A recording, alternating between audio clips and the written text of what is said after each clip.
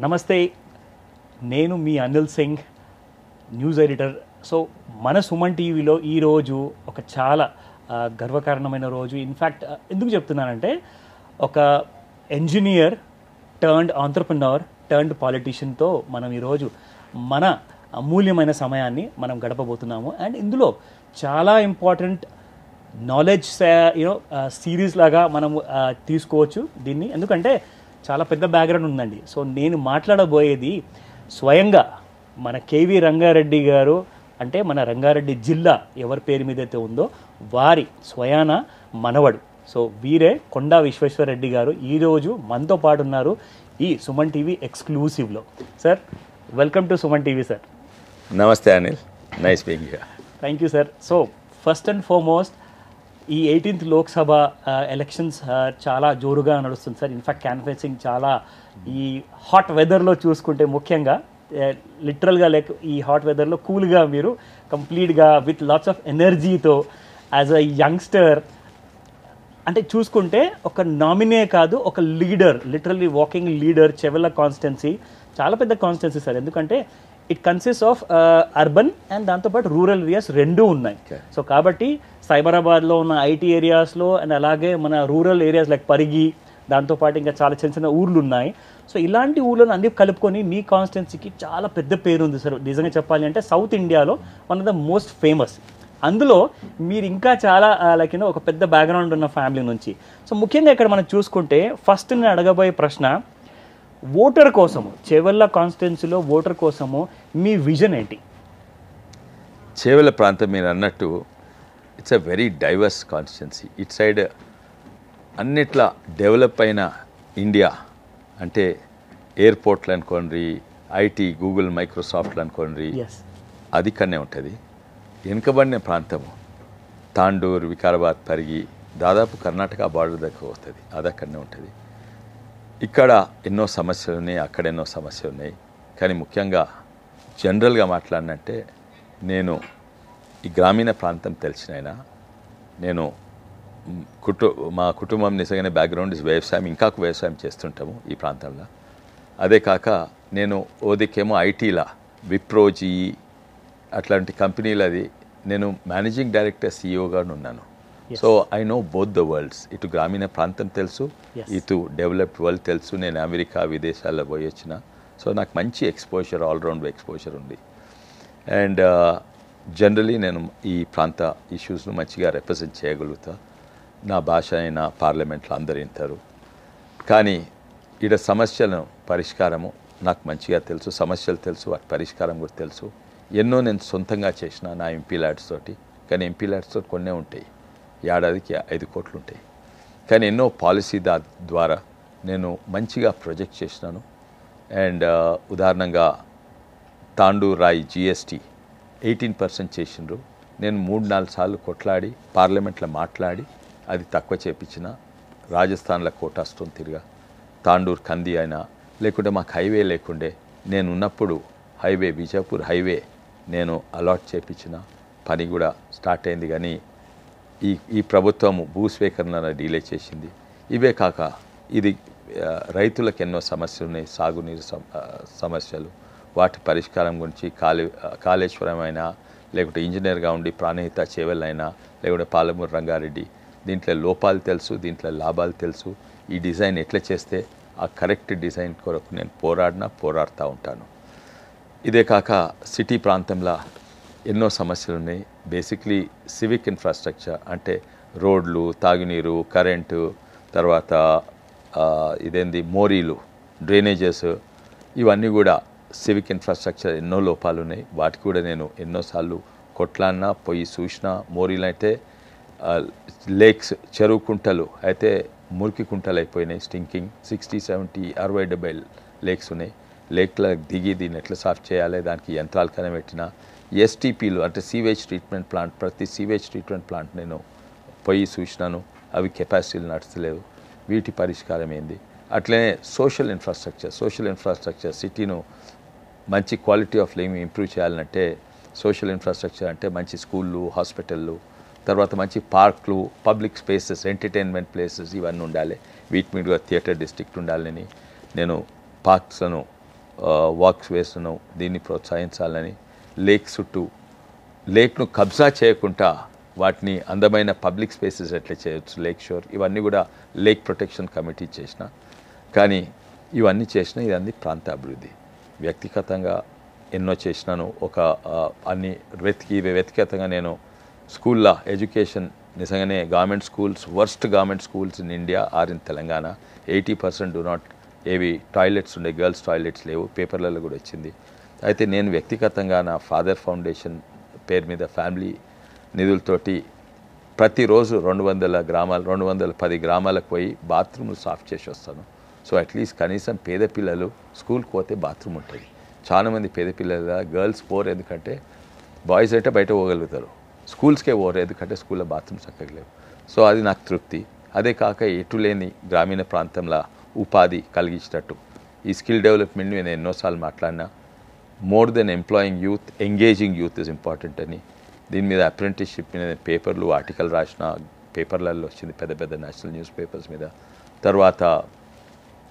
తర్వాత నేను సృష్టించిన ఒక ఏమీ లేని దగ్గర ఓన్లీ బీర్ బాటిల్ రేపులు మర్డర్ అయ్యే దగ్గర ఇప్పుడు దాన్ని ఓ టూరిస్ట్ స్పాట్ సింగిల్ హ్యాండెడ్లీ నేను కన్వర్ట్ చేసిన లక్షలాది మంది అక్కడికి వచ్చిండ్రు దాన్ని అవుట్డోర్ స్పోర్ట్స్ ఇక్కడ సిటీ వాళ్ళకు మంచిది అక్కడ లోకల్ ఉపాధి కలుగుతుంది లైఫ్ గార్డ్స్ ట్రైన్ చేసినారు నాట్ ఓన్లీ బాయ్స్ రూరల్ గర్ల్స్ను లైఫ్ గార్డ్స్గా సర్టిఫికేట్ ట్రైన్ చేసినాను so many things I mean ఇంక చెప్పాలంటే ఏమనంటే సో నేను కానీ ఏం చెప్పదలుచుకున్నానంటే నేను ఎంపీగా టీఆర్ఎస్ ఉన్నా కూడా బీజేపీ ప్రభుత్వం ఉన్నా తీసుకురాగలుగుతా ఇప్పుడు బీజేపీ నుండి తప్పనిసరి ఎన్నో పథకాలు ప్రాజెక్టులు నేను ఇక్కడ ఎక్కువ తీసుకురాగలుగుతా అండ్ 2-3 గ్యారంటీస్ అయితే నేను ఇస్తా గ్యారంటీ అనే వర్డే కొంచెం అది అబద్ధం అనే ఇది వస్తుంది కానీ ఒక వాగ్దానం ఇస్తా ఏంటంటే నేను తప్పనిసరిగా 5 గ్యారంటీలు 6 గ్యారంటీ అంటే 5 అబద్ధాలు 6 అబద్ధాలు 5 చెంపదెబ్బలు 6 చెంపదెబ్బలు అంటున్నారు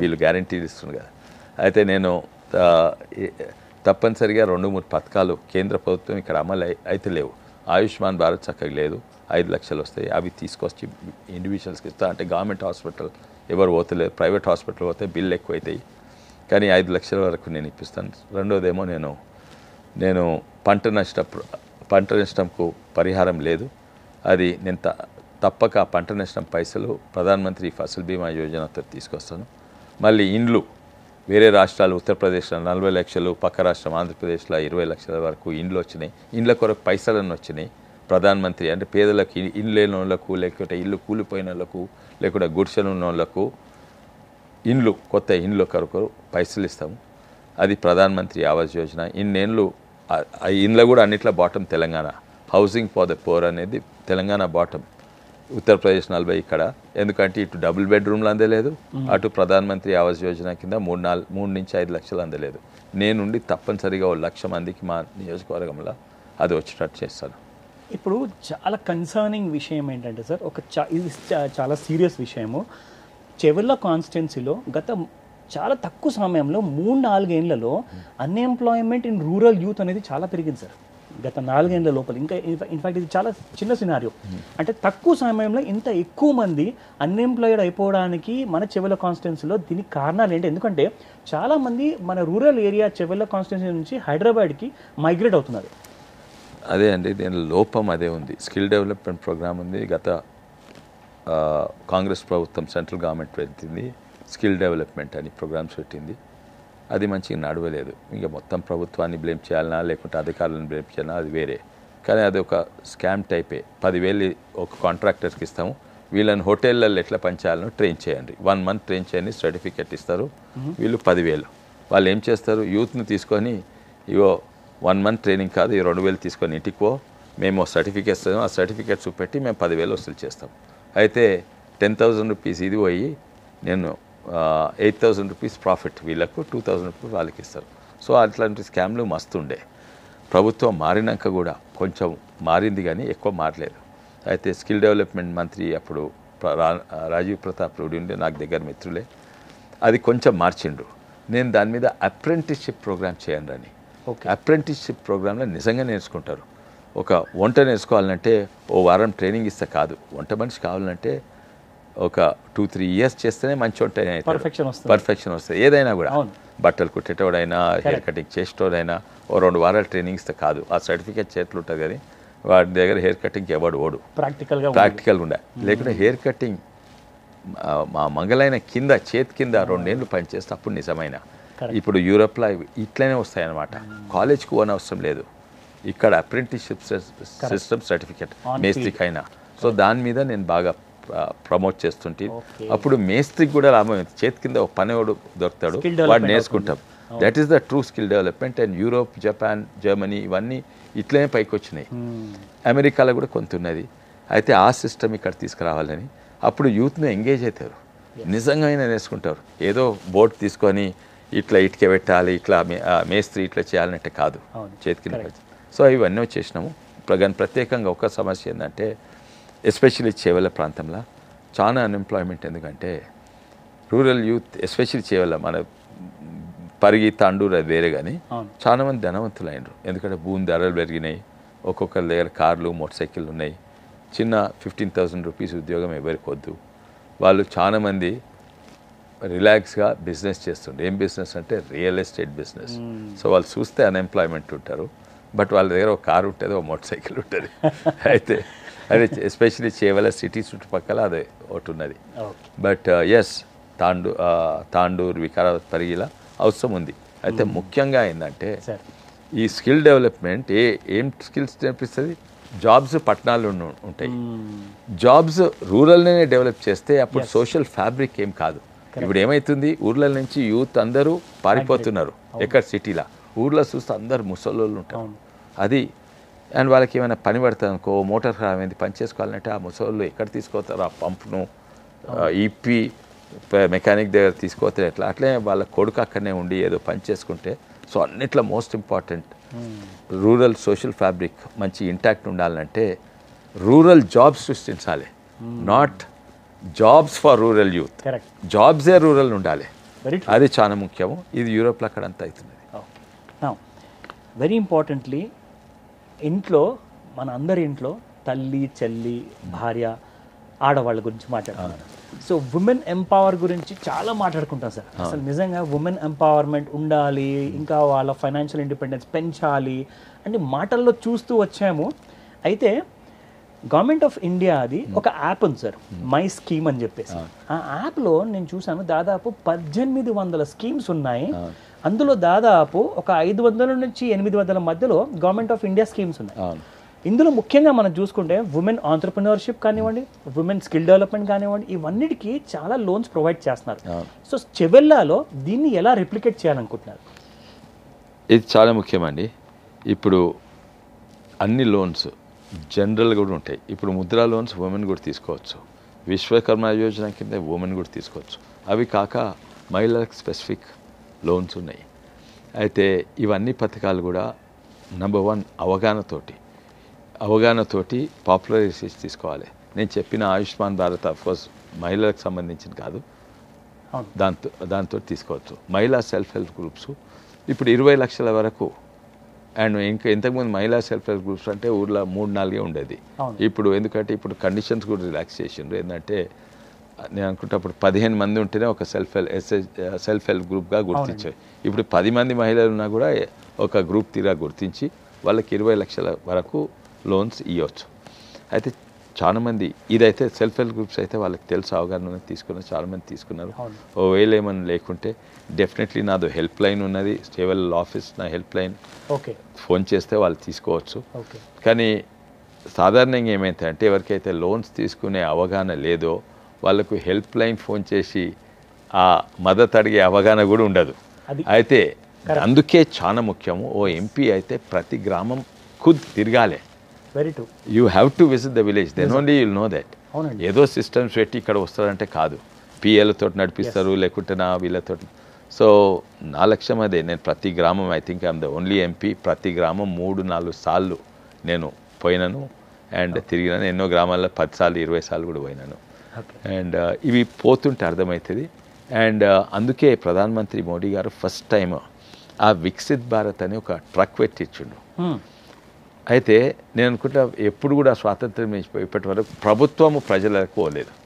అంటే అందులో ఒక 15-16 స్కీమ్స్ మీరు అన్న స్కీమ్స్ అవును. గ్యాస్ కనెక్షన్ కానీ ఫస్ట్ ఆఫ్ ఆల్ ఈ ఆధార్ కార్డ్ మారవాలనుకో లేక కొత్త ఆధార్ కార్డ్ అక్కడి నుంచి గ్యాస్ కనెక్షన్స్, ముద్రా లోన్స్, మహిళలకు ఇచ్చే ఈ స్కీమ్స్ అని ఎక్స్ప్లెయిన్ చేసి బ్యాంక్ కూడా అక్కడనే ఉంటుంది, లోకల్ బ్యాంక్.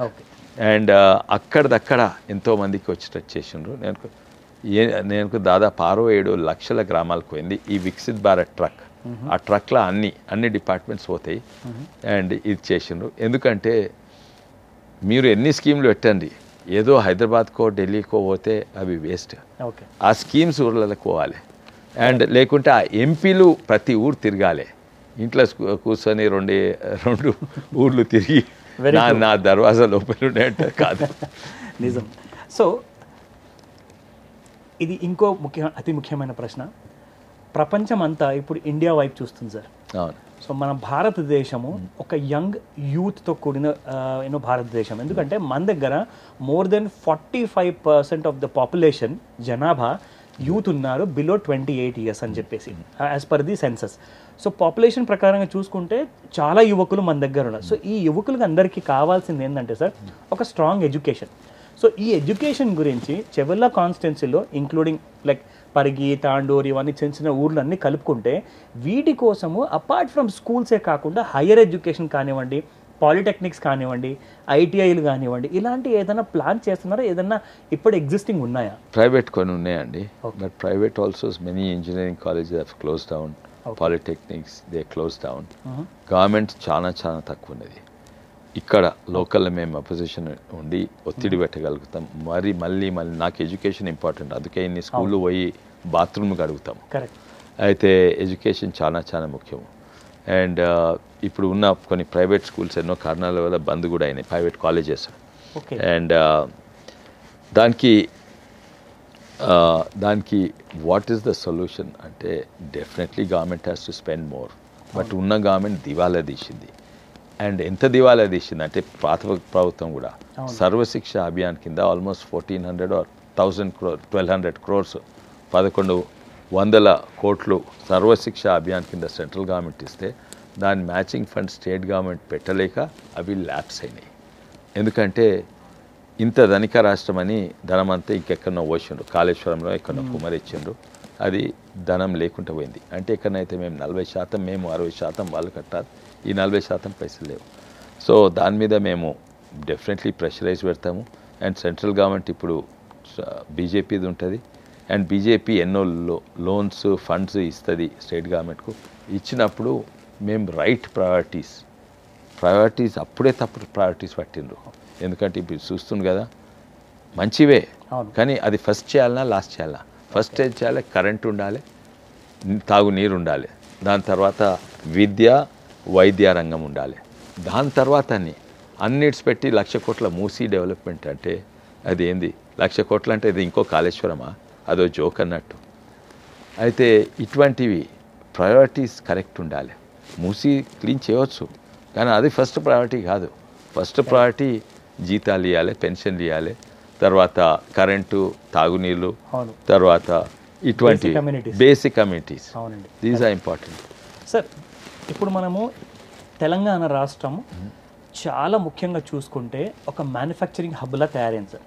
అంటే మనం సౌత్లో చూసుకుంటే అది ఐటీ రంగంలో కానివ్వండి, ఆర్ ఈవెన్ బయో సైన్సెస్లో కానివ్వండి, మాలిక్యులర్ డెవలప్మెంట్, దాంతోపాటే మన in fact vaccination, we have become the hub or vaccination manufacturing.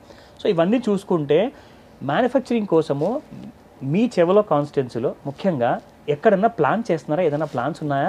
ఒకసారి మీరు గెలిచిన తర్వాత దీనిపైన మీరు వర్క్ చేయదలుచుకున్నారా? ఇండస్ట్రీ ఒకటేమో కేంద్ర ప్రభుత్వం తీసుకొస్తుంది.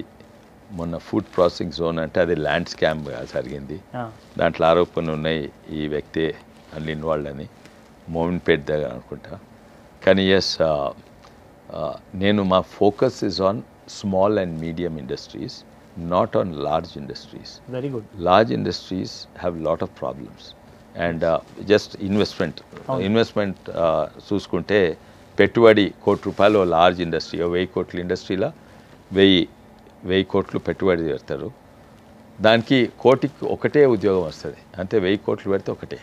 మీడియం ఇండస్ట్రీలో ఓ 100 కోట్ల ఇండస్ట్రీ లేకుంటే 30 కోట్ల ఇండస్ట్రీ 100 కోట్ల ఇండస్ట్రీ అయితే 1 కోటి ఇన్వెస్ట్మెంట్కు 2 ఉద్యోగాలు వస్తాయి, అంటే 200 జాబ్లు వస్తాయి. కరెక్ట్. ఇంకా చిన్న మైక్రో ఇండస్ట్రీ ₹1 కోటి పెడితే 10 ఉద్యోగాలు వస్తాయి. ఓకే. అయితే the employment starts increasing okay. And it will be much more local industries. పెద్ద ఇండస్ట్రీస్ పెడితే ఇక్కడ మ్యానుఫ్యాక్చర్ చేయాలి, దునియా మొత్తం పంపించాలి. అవును. రా మెటీరియల్స్ దునియా మొత్తం నుంచి ఇక్కడ రావాలి. అవును. సో లోకల్ ఇండస్ట్రీస్ ప్రోత్సాహం very important. Small micro medium, నేను ఇండస్ట్రీ కమిటీలు ఉంటిని. Okay. So and I went all over India on this parliament ఉన్నప్పుడు. Okay. So developing small micro and medium industries, even KV khadi and village industry KVIC, okay. అది చాలా చాలా ముఖ్యం. Okay. ఇదైతే KVIC అయితే మొత్తం తెలంగాణ అయితేనే అయితే లేదు, అదే కేరళలో చాలా బ్రహ్మాండంగా. అంటే దాని ఇన్వెస్ట్మెంట్ ఎంత ఉంటుందంటే ₹20,000 ఉంటుంది. ఓకే. ఉదాహరణగా 20,000 ఇద్దరికి ఉద్యోగం వస్తుంది. అదేమో ₹1 కోటి పెడితే ఒక్కరికి ఉద్యోగం వస్తుంది, ₹20,000 అయితే. ఉదాహరణగా ఎన్నో ఉన్నాయి స్కీమ్స్. ఇదేంది ఒకటి కేరళలో ఇప్పుడు వయనాడ్, అక్కడ పోయిన ఉంటుంది నేను. అక్కడ గుట్టలలో కొంచెము గుట్టలలో చాలా పేదోళ్ళు ఉంటారు. అండ్ హ్యాచరీస్ అంటే గుడ్లు తీసుకొని దాన్ని హ్యాచింగ్ చేసి చిన్నవి, దానికి ఓన్లీ 20,000 ఇన్వెస్ట్మెంట్. ఆ చుట్టుపక్కల గ్రామాలలో చికెన్స్ కోడిపిల్లని అమ్ముతారు. సో దానికి ఇద్దరికి ఉద్యోగం వస్తుంది. నాట్ బిగ్ ఇది. అట్లనే బీ కీపింగ్ అని లేకుంటే సిల్క్ వర్మ్ గ్రోయింగ్ అని ఇటువంటివి అయితే తెలంగాణ మొత్తం ఖతమైనవి. ఇంకా కర్ణాటకలో అంతా ఉంటాయి, కేరళలో ఉంటాయి, ఎంతో అంటో తమిళనాడు, కానీ తెలంగాణ లేవు. సో ఈ చిన్న బిజినెసెస్, చిన్న industries are much more important. ఒక పెద్దది నేను పెట్టదలుచుకున్న ఒక ఫుడ్ ప్రాసెసింగ్ ప్లాంట్, అవి కూడా పెద్దది, ఇంకా medium and micro size. Environment friendly ఉండాలి. 200% అండి. చాలా the other most important thing I'm working because is biogas. Okay. నేను మా పెదవంగ గ్రామంలో నేను బయోగ్యాస్ ప్లాంట్ పెట్టించింది. మీరు రీసెర్చ్ చేస్తున్నా. I have a scientific background and engineer. Continuously I'm researching. So ఆ బయోగ్యాస్ ప్లాంట్ ద్వారా 40 ఇండ్లకు పైప్ లైన్ ద్వారా cooking gas free of cost వస్తుంది. అండ్ ఎన్వైరన్మెంట్ ఫ్రెండ్లీ అన్నారు కదా, ఏ ఇండస్ట్రీ పెట్టినా ఒక వేస్ట్ పదార్థం ఉంటుంది, అది పొల్యూటింగ్ ఉంటుంది. బయోగ్యాస్ కూడా వేస్ట్ పదార్థం, అది బయో ఫర్టిలైజర్ అవుతుంది. అయితే దీని వేస్ట్ ఆల్సో ఇస్ లాభము. అయితే ఓ సైడ్ గ్యాస్ వెళ్తుంది, ఓ సైడ్ చెత్త తక్కువ అయితే ఊర్లో ఉన్న చెత్త అంతా బయోగ్యాస్ ప్లాంట్లు వేస్తాము, ఊరు శుభ్రంగా అవుతుంది. ఇంకోటి దానికి బయటికి వెళ్ళేది మంచి ఫర్టిలైజర్, అది ఆర్గానిక్ ఫర్టిలైజర్. సో ఇది పెడుతున్నా దీన్ని చాలా సాధారణంగా బయోగ్యాస్ అంటే గోబర్ గ్యాస్ పెండతోటి, అది పెండతోటి 1 కేజీ పెండతోటి 20 లీటర్లు బయోగ్యాస్ తయారవుతుంది. కానీ 1 కేజీ అగ్రికల్చర్ వేస్ట్ తోటి 200 లీటర్ బయోగ్యాస్ తయారవుతుంది. అయితే నేను పార్లమెంట్లో 10 సార్లు మాట్లాడినా అండ్ యాక్చువల్లీ ప్రాక్టికల్ చేస్తున్నా. అండ్ దీంతో ప్రతి ఊరు వాళ్ళ అవసరం ఉన్న కుకింగ్ గ్యాస్ తయారవుతుంది, బై ప్రోడక్ట్ బయో ఫర్టిలైజర్ అవుతుంది. అయితే ఆ ఉద్యోగాలు దొరుకుతాయి ఊర్లో. అండ్ సౌదీ అరేబియాకు మన 1,00,000 కోట్లు పొయ్యి ఎల్పిజి పోయేబల్లి ప్రతి ఊరు. సో దీన్ని నా పెట్ ప్రాజెక్ట్. మొత్తం 1000 ఇండ్లకు నేను పంపిస్తా ఈ పార్లమెంట్లో, అది ప్రయత్నం చేస్తున్నా. And first research in India, నేను పార్లమెంట్లో కూడా మాట్లాడిన ఏంటంటే we have sent vehicle to Mars Chandrayaan కొరకు, కానీ we are not doing research on multi feedstock biogas plant. నేను మల్టీ ఫీడ్ స్టాక్ బయోగ్యాస్ ప్లాంట్లో I'm the foremost in the research in పెద్దబంగ్లారము. And I hope to complete 1000 ఇది.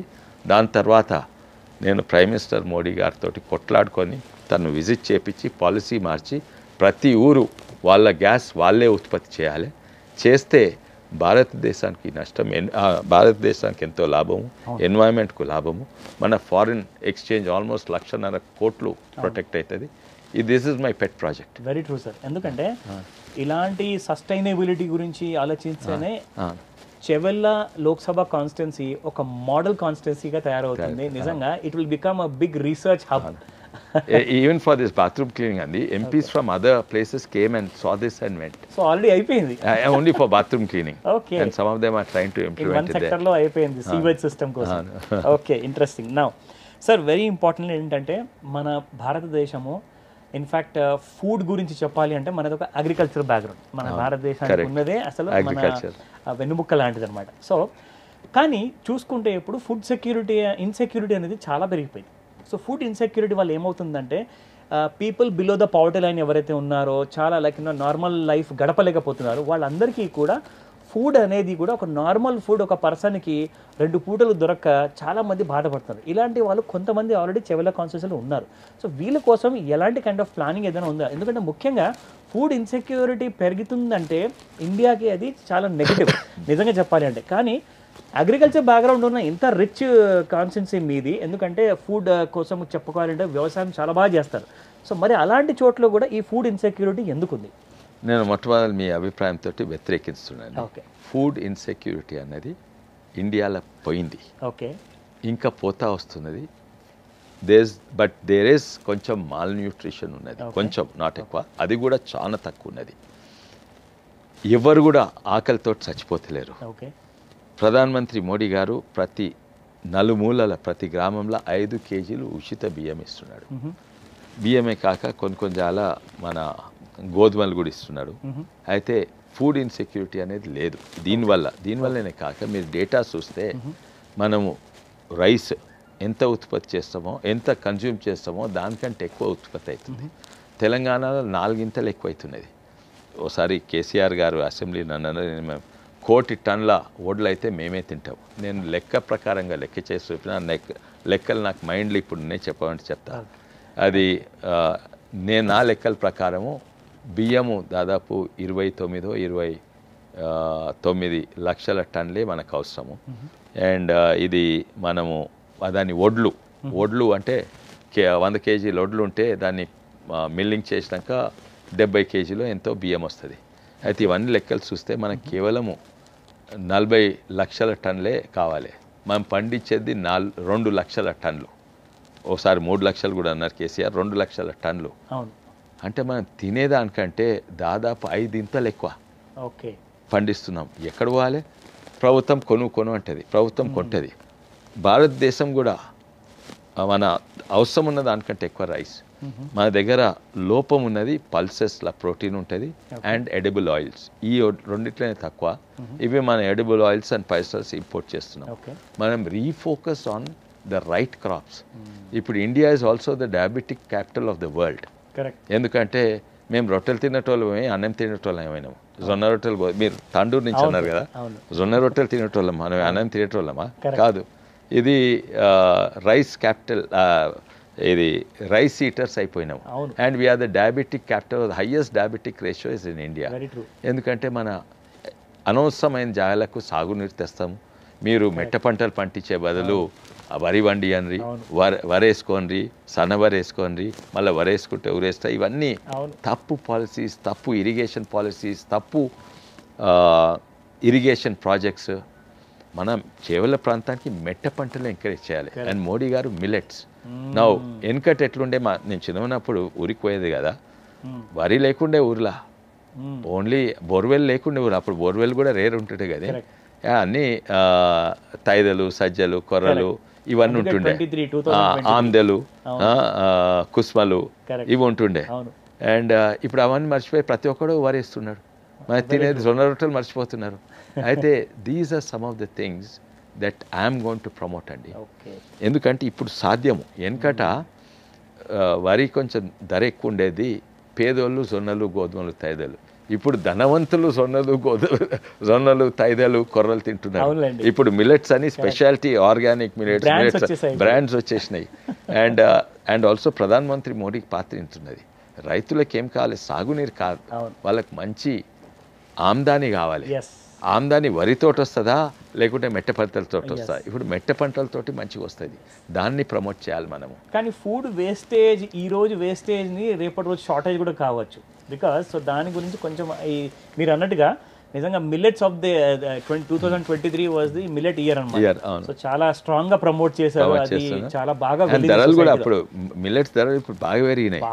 అయితే only millets promote చేయాలి, దానికి certain ఆబ్స్టెకల్ ఉన్నాయి, అడ్డంకులు ఉన్నాయి. దాన్ని దాటితే అల్కగా, ముఖ్యంగా మీకు అదికుందో లేదో, వాడు ఇంత ప్లాట్ఫామ్ కట్టుకొని ఇచ్చేసి పిట్టలని ఎగరగొడతా ఉంటాడు. వరేస్తే అది అవసరం లేదు, మిల్లెట్స్ వేస్తే అవసరం. ఇక్కడ పిట్టలన్నీ వచ్చి వాళ్తాయి.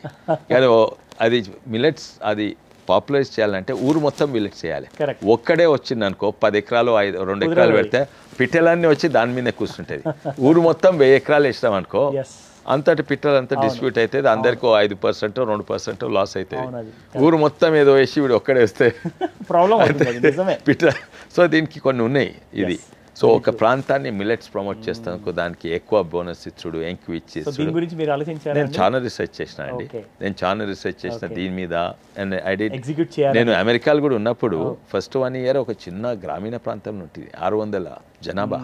ఆడ అందరు ప్రతి ఒక్కరు రైతే.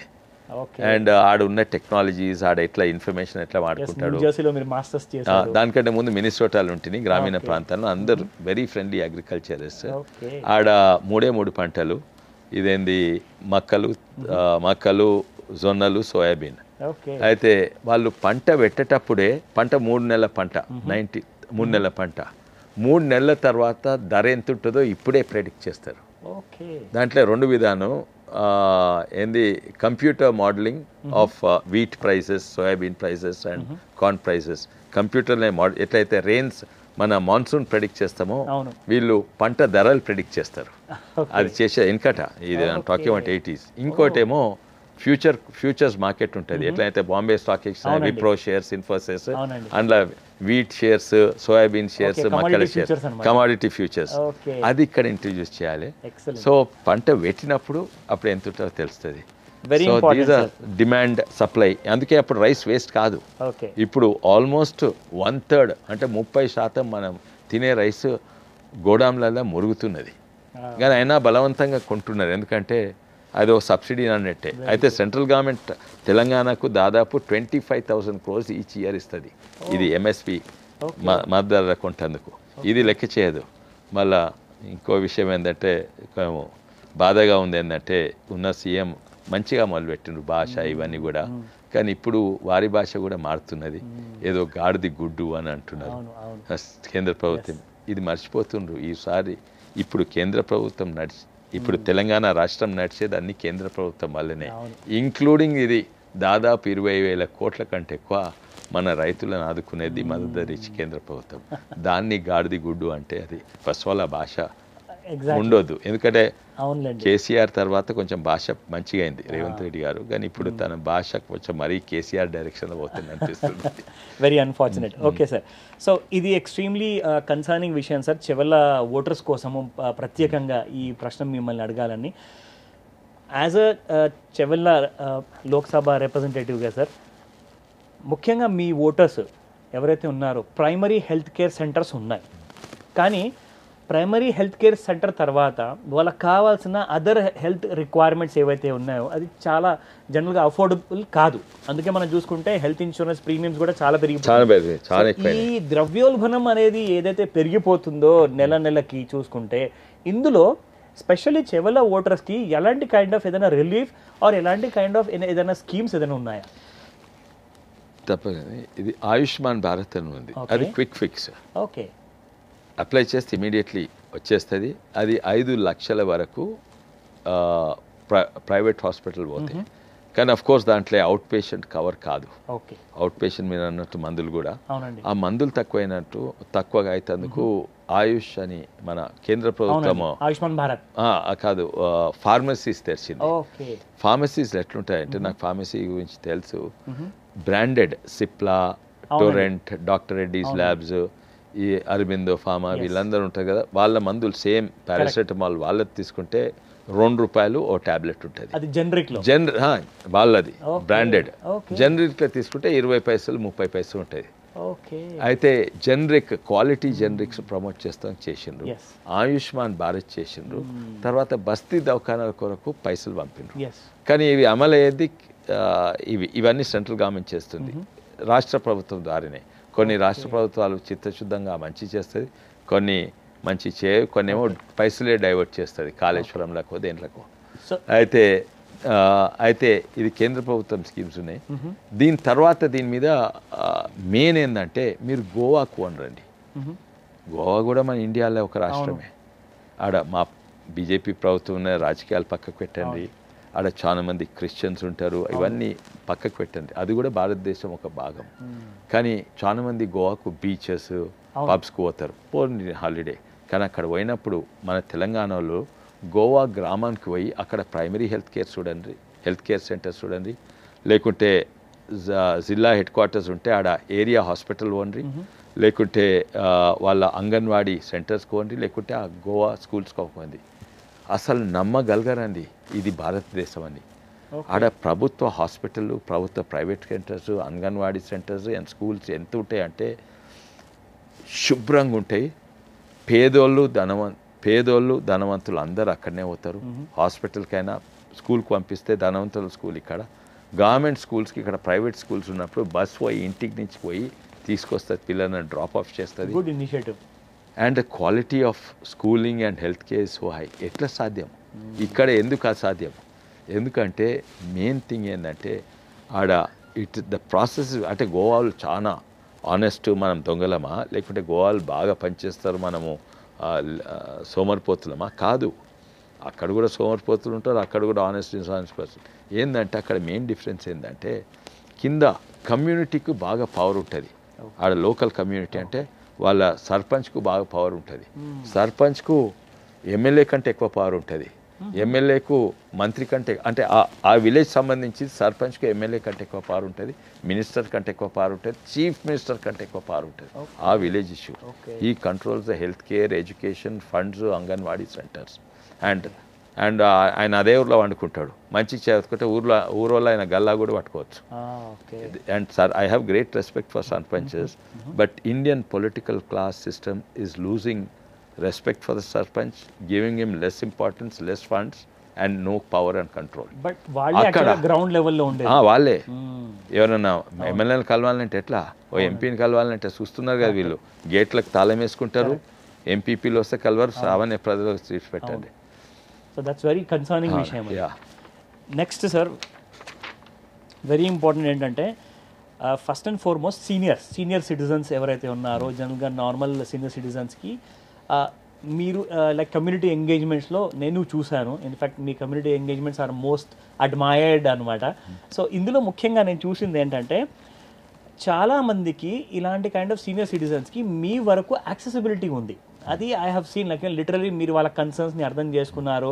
అండ్ కొన్ని చోట్ల అయితే నేను ఫీడ్బ్యాక్ తీసుకున్నాను కొంతమంది దగ్గర నుంచి.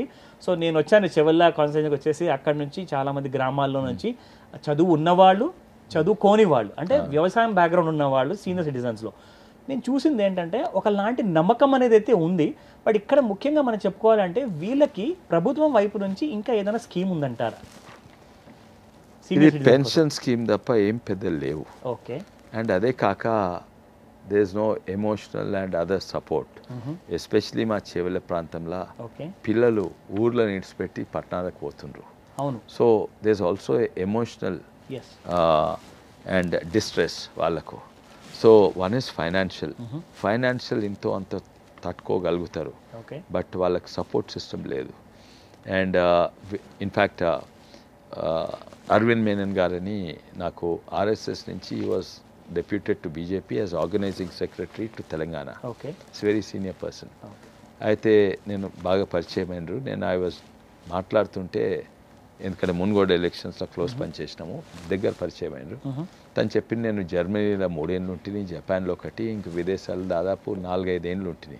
నేను అనుకునే మీరు ఆర్ఎస్లో ఉన్నారు, జర్మనీకి ఎందుకు, ఆ జర్మనీలో బీజేపీ తెరుస్తున్నా అంటే కాదు, నన్ను అక్కడ సీనియర్ సిటిజన్స్, పెద్ద మనుషులు ఎట్లా పెద్దగా అయితే ఎట్లుంటారు, ఎవరు వాళ్ళని హెల్ప్ చేస్తారు, ప్రభుత్వం ఏం చేస్తుంది, వాళ్ళని పిల్లలు చూసుకుంటారా, లేకుంటే ప్రభుత్వం చూసుకుంటారా, లేకుంటే వాళ్ళది ఏదో సొసైటీ ఉంటుందా, వాళ్ళకేమో రిటైర్మెంట్ బ్యాంకింగ్ స్కీమ్ ఉంటుందా, ఇవన్నీ కూడా స్టడీ చేస్తేందుకు, ఈ సబ్జెక్ట్ మీద స్టడీ చేస్తేందుకు ఆయన ఆ 4 ఏళ్ళు విదేశాల నుండి వచ్చిండు. అక్కడ యూరోప్ అంతా తిరిగిండు అండ్ ఆల్ దట్. దీంట్లో ఎన్నో ఉన్నాయి, ప్రభుత్వ పాత్ర ఉన్నది. ఆస్ట్రేలియాలో మంచి for the best scheme is in Australia. దాదాపు 5% of the GDP is on retirement homes and old age homes. ఇక్కడ it's not even 0.1%, whether it's private or government, 2 కలిపి కూడా లేదు అసలు. ఆ సిస్టమ్ లేదు. ఇండస్ట్రీస్ కోవిడ్ తర్వాత అది బేసిక్లీ ఏం చేస్తే ఇప్పుడు ఎట్లా పెద్ద మనుషులు ఎట్లా అయితే పెద్ద మనుషులు పెద్దగా అవుతూ ఉంటారు, వాళ్ళకు 60 ఏళ్ళు అయితే పెన్షన్ వస్తుంది, ఉంటందుకు ప్రొటెక్షన్ లేకుంటే వాళ్ళకు ఏంది ఉచిత బియ్యం వస్తుంది. ఇక దాంతో ఇప్పుడు ఊర్లల్లో జస్ట్ సబ్సిస్టెన్స్ అంటే జస్ట్ లివింగ్ సావకుండా బతుకుతందుకు ఎంత కావాలంటే 1000 రూపాయలు ఒకటి బతకవచ్చు. ఎందుకంటే బియ్యం వస్తుంది, మీద గుడిసెనో ఏదో ఇల్లు ఉన్నది, దాంట్లో ఇంత తొక్కు ఇంత పప్పు వేసుకుంటే 1000 రూపాయల కంటే ఎక్కువ కాదు. లేకుంటే నీళ్ళ సాంబారు చారు చేసుకుంటే జస్ట్, కానీ జస్ట్ లివింగ్ కాదు కదా మనిషి. జస్ట్ తిండి రేపటి కొరకు బతుకుండాలి, మళ్ళీ రేపు తిండి ఎల్లుండి కొరకు బతుకుండాలి. సో దాని కొరకు సపోర్ట్ సిస్టమ్ లేదు ఇండియాలో. అండ్ భారతదేశం అది చూడలేదు ఇప్పటి వరకు. ఇప్పటి సంది ఏజింగ్ పాపులేషన్ ఎక్కువైతే ఉంటుంది. మీరు చెప్పినట్టు డెమోగ్రాఫిక్ డివిడెండ్ ఉంటుంది. ఇక్కడ కింది వాళ్ళు ఎక్కువ ఉన్నారు, అంటే 18 to 35 years ఇంతుంటే మీది వాళ్ళు చిన్నగా అయింది. కానీ ఇప్పుడు ఇది మీదికి పెరుగుతూ ఉన్నది. అయితే ఇట్లా అయిపోతుంది ఇండియా కూడా. ఇట్లా చైనా ఇట్లున్నది. ఇప్పుడు మనకి డెమోగ్రాఫిక్ డివిడెండ్ ఉంది, అది పోయి డెమోగ్రాఫిక్ లయబిలిటీ అయితే చైనాకి అయిందో. అది కాకముందు this is the golden time to solve all this problem. ఇప్పుడు సాల్వ్ చేయకుంటే ఎప్పుడు సాల్వ్ చేయరాదు. ఇదే కాదు developing country India. And that is why if India 2047 వరకు #1 కావాలంటే ఈ గోల్డెన్ విండో మళ్ళీ రాదు. అందుకే మేమంటాం బీజేపీ మళ్ళీ మోడీయే రావాలి. ఇప్పుడు గిట్ట దేశం రాంగ్ డైరెక్షన్ తీసుకుంటే చాలా. That's true. సో ఇక్కడ ముఖ్యంగా మనం చూసుకుంటే సార్, ఫస్ట్ అండ్ ఫార్మోస్ట్ ఏంటంటే ఇప్పుడు రాబోయే ఎలక్షన్స్లో ఓటింగ్ ఉంది 13th May రోజున. గవర్నమెంట్ ట్రాన్స్పరెన్సీ ఒకసారి ముఖ్యంగా మనము చెవెళ్ళ కాన్స్టిట్యున్సీ గురించి మాట్లాడుకుంటే ఎలాంటి కైండ్ ఆఫ్ ట్రాన్స్పరెన్సీ ప్లాన్ చేశారు మీరు, అండ్ ఎలాంటి కైండ్ ఆఫ్ పబ్లిక్ ఎంగేజ్మెంట్ మీరు ప్లాన్ చేశారు ఒకసారి గెలిచిన తర్వాత? ఎందుకంటే యాక్సెసిబిలిటీకి చాలా కైండ్ ఆఫ్ ఇష్యూస్ రావచ్చు. అలాంటి టైంలో execution of all the policies అనేది ఎలా ప్లాన్ చేస్తారు మీరు? నాకు చెవెల్లో ఒక ఆఫీస్ ఉన్నది అండ్ సిటీలో ఒక ఆఫీస్ ఉన్నది, గ్రామీణ ప్రాంతం. ఆఫీస్ ఆల్వేస్ ఓపెన్ అండ్ నేను always available. Anyone can come and meet me between morning 9 నుంచి 12-1 వరకు అనుకుంటా. తర్వాత నేను బయట పోతుంటాను. I will be travelling more than they coming. నేను ప్రతి గ్రామం తిరగదు, ప్రతి area, especially in rural area I do more. అదే అవసరమే లేదు, ఇక మీరే వస్తున్నారు కాబట్టి. నేను బాగా తిరిగిన ఎన్నో గ్రామాలు. కానీ I also have a help line and email and all. Now it's on the QR code. And మొదలు QR కోడ్ లేకుండే, ఇప్పుడు ఆల్ యంగ్స్టర్స్ QR కోడ్ పెట్టుకోండి. Technology enable. So I have a help line. So వాళ్ళ feedback అక్కడ ఇచ్చేయచ్చు. అవును. Okay, that's interesting. And it's in my manifesto. I have that QR code. Okay. And of course, పెద్ద మనుషులు QR code వాడరు, but they can always come. Always India young కాబట్టి so ఖచ్చితంగా they can catch hold of a youngster. Correct. Sir, Chevella కాన్స్టిట్యున్సీలో last but not the least ఇది ఇంకొక ముఖ్యమైన విషయము. చెవెళ్ళ కాన్స్టిట్యున్సీలో దాదాపు 29 లక్షల ఓటర్స్ ఉన్నారు సార్. సో ఇందులో మనకు చూసుకుంటే ఒక 12 నుంచి 15 లక్షల మధ్యలో మనకి ఉమెన్ ఓటర్స్ ఉన్నారు. సో ఇక్కడ ముఖ్యంగా మనం చూసుకుంటే 7 assembly seats, which is like huge అనమాట. చాలా పెద్ద ఏరియాతో కూడిన కాన్స్టిట్యున్సీ మీది. సో ఇక్కడ మనం ముఖ్యంగా చూసుకుంటే urban and rural area.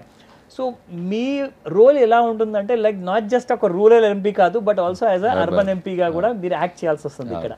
So me డ్యూటీస్ని execute చేయాల్సి వస్తుంది. సో అలాంటప్పుడు ఏ మిక్స్ ఆఫ్ బోత్ అంటే బాగుంటుందా, లేదంటే ఎక్కడ చోటు పని అక్కడే మనం ఎక్స్క్లూజివ్గా చేస్తే బాగుంటుందా? ఈ 29 లక్షల ఓటర్స్కి ఎలా న్యాయం చేస్తారు? It's also complementary అండి. Okay. I'll give you 2 or 3 examples. ఉదాహరణంగా urban ఓటర్స్కు urban ఏరియాలో ఎక్కువ పొల్యూషన్, ట్రాఫిక్ ఇది అది ఉంటుంది. వాళ్ళకి they also need outlet and entertainment. Outlet and entertainment సినిమాలు, పబ్లు, ఇంక ఇవాళ రేపు డ్రగ్స్ కూడా కల్చర్ అవుతుంది. ఇవన్నీ కూడా it's not a healthy and wholesome activity. So కోట్పల్లిలో బోటింగ్ పెడితే వీళ్ళకి healthy and wholesome non cinema, non pub, non drug activity ఉంటుంది అండ్ వాళ్ళకు ఉపాధి కలుపుతుంది. So this can actually helping these people and helping these people. If I solve the tomato problem, టమాటా ధరలు 2 సార్లు chicken ధర కంటే ఉండే 250 రూపాయల వరకు వెళ్ళేది. మళ్ళీ అదే టమాటాలు 2 రూపాయలు కేజీ అవుతుంది. ఇక్కడ గ్రామీణ ప్రాంతంలో రూపాయి నుంచి 150 రూపాయలు అవుతుంది. So I can solve both the problems. One problem, solution for one problem rise here, solution for this problem rise here. So చాలా పెద్ద task. So, and actually it makes the task easier. Okay. If you say they are complementary. Of course, కొన్ని simple problems are local only. మోరీలు ఇక్కడ మంచి లేకుంటే గ్రామీణ ప్రజలు ఏం చేయగలరు, అక్కడ సాగునీరు ఏం లేకుంటే ఇక్కడ వాళ్ళు ఏం చేయగలరు. Those are there, but there are some areas which actually complements each other. This diversity complements. అయితే అవి చేస్తున్నాను. అండ్ నేను యాజ్ ఐ టోల్డ్ యూ, నేను ఈవెన్ నౌ నేను లాస్ట్ ఇయర్ కుస్మల్ పెట్టిన.